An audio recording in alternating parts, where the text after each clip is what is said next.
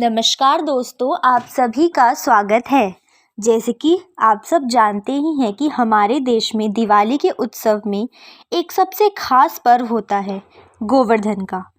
इस दिन मुख्य रूप से गोबर से बने गोवर्धन पर्वत की पूजा की जाती है और घर की समृद्धि का आशीष मांगा जाता है। आज इसी से जुड़ी एक कथा हम आपके लिए लेकर आए हैं।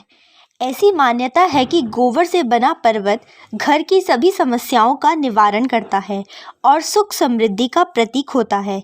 यह पर्व आमतौर पर दिवाली के अगले दिन यानी कि कार्तिक महीने की शुक्ल पक्ष की प्रतिपदा को मनाया जाता है। वैसे तो इस त्योहार को मनाने के पीछे कई कारण जुड़े हैं, लेकिन इसका इतिहास श्री कृष्ण की कथाओं से संबंधित होता है। तो चलिए गोवर्धन पूजा की कथा को शुरू करते हैं। गोवर्धन पूजा की पौराणिक कथा के अनुसार द्वापर युग में एक बार देवराज इंद्र को अपने ऊपर अभिमान हो गया। इंद्र का अभिमान चूर करने के लिए भगवान श्री कृष्ण ने एक अद्भुत लीला रची। श्री कृष्ण ने देखा कि एक दिन सभी ब्रजवासी उत्तम पकवान बना रहे थे और किसी पूजा की तैयारी में व्यस्त थे। इसे देखते हुए कृष्ण जी ने माता यशोदा से पूछा कि यह किस बात की तैयारी हो रही है। कृष्ण की बात सुनकर यशोदा माता ने बताया कि इंद्रदेव की सभी ग्रामवासी पूजा करते हैं, जिससे गांव में ठीक से वर्षा होती रहे और कभी भी फसल खराब ना हो और अन्न धन बना रहे। उस समय लोग इंद्रदेव को प्रसन्न करने के लिए अन्नकूट चढ़ाते थे। यशोदा मैया ने कृष्ण जी को यह भी बताया कि इंद्रदेव की कृपा से ही अन्न की पैदावार होती है और उनसे गायों को चारा मिलता है।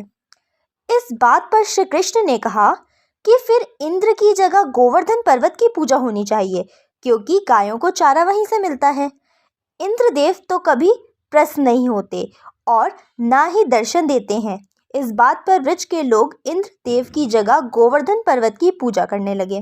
यह देखकर इंद्र देवता क्रोधित हुए और उन्होंने मूसलाधार वर्षा शुरू कर दी।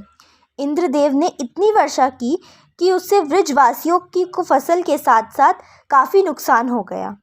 ब्रजवासियों को परेशानी में देखकर श्री कृष्ण ने अपनी कनिष्ठा उंगली पर पूरा गोवर्धन पर्वत उठा लिया और सभी ब्रजवासियों को अपने गाय और बछड़े समेत पर्वत के नीचे शरण लेने के लिए कहा। इस बात पर इंद्र कृष्ण की यह लीला देखकर और क्रोधित हो गए और उन्होंने वर्षा की गति को और ज़्यादा तीव्र कर दिया। तब श्री कृष्ण ने सुदर्शन चक्र से कहा कि आप पर्वत के ऊपर विराजमान होकर वर्षा की गति को नियंत्रित करें और शेषनाग से कहा आप मेढ़ बनकर पानी को पर्वत की ओर आने से रोकें। इंद्र लगातार 7 दिन तक वर्षा करते रहे। तब ब्रह्मा जी ने इंद्र से कहा कि श्री कृष्ण भगवान विष्णु के अवतार हैं और उन्हें कृष्ण जी की पूजा की सलाह दी। ब्रह्मा जी की बात सुनकर इंद्र ने श्री कृष्ण से क्षमा मांगी और उनकी पूजा करके अन्नकूट को 56 तरह का भोग लगाया। तभी से गोवर्धन पर्वत की पूजा की जाने लगी और श्री कृष्ण को प्रसाद में 56 भोग चढ़ाया जाने लगा।